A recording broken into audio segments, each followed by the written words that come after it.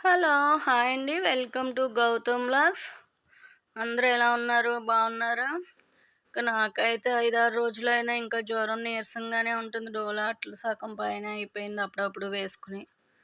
ఇంక ఈరోజు నైట్ హాస్పిటల్‌కెళ్తాను. ఇంక ఇడ్లీ పెట్టుకున్నాను కానీ తినడానికి భయంగా ఉంది. ఉట్టప్పుడు 4 ఇడ్లీ లాగించేదాన్ని. కానీ ఇప్పుడు నోరు చేదుగా ఉండి తినలేకపోతున్నాను. ఇంక బాదం గింజలు వేసుకుంటున్నాను.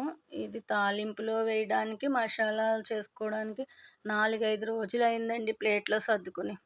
ఇంకా జ్వరం వల్ల చేయలేక నీరసంగా ఉండి ఫ్రిడ్జ్ పైన పెట్టాను. 5 రోజులైనా అక్కడే ఉంది. ఇంక చెయ్యకపోతే 10 రోజులైనా అక్కడే ఉంటుంది. అందుకని ఇవాళ కొంచెం శ్రద్ధ తీసుకుని పౌడర్ అయితే చేసేసుకున్నాను. ఇప్పుడు పిల్లలకి ఇవన్నీ అక్కర్లేదు కదా! ఏది లేకపోతే అది కొట్టులో బిర్యానీ మసాలా, చికెన్ మసాలా అని ప్యాకెట్ తెచ్చుకుంటారండి. ఇవన్నీ ఇంట్లో పెద్దవాళ్ళు ఉన్నంత వరకే ఇలాగా అది చెయ్యాలి, ఇది చెయ్యాలి అనుకుంటాం. అందరి ఇళ్ళల్లో ఇంతే కదా! ఇంకా ఇందులో కొంచెం ఉంచాను. ఇవి గసగసాలు అన్నీ ఎల్లిపాయ అవన్నీ వేసి తిప్పొచ్చని.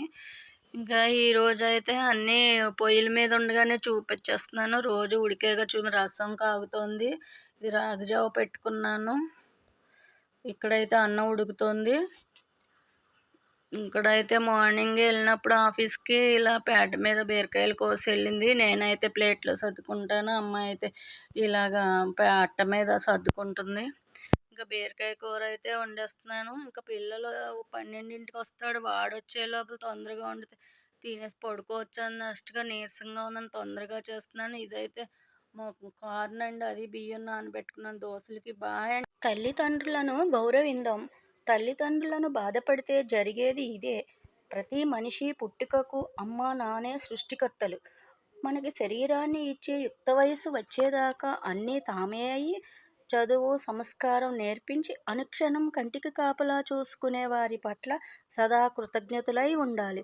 ఈ సమస్త ప్రపంచం తల్లిదండ్రులతోటే నిండి ఉన్నది అన్నారు శంకర్ భగవతిపతులు సౌందర్యలహరిలో. దీనిని బట్టి అమ్మా నాన్న స్థానం ఎంతటి గొప్పదో తెలుస్తోంది. తల్లిదండ్రులు వాగ్దారులు వంటి వారు. వారిని విడదీయడం సాధ్యం కాదని కాళిదాసు రఘువంశంలో చెప్పారు. తల్లిదండ్రులను కృతజ్ఞతాభావంతో చూద్దాము, వారికి నమస్కరిద్దాము, వారికి యుక్త వయసులో సేవ చేద్దాము.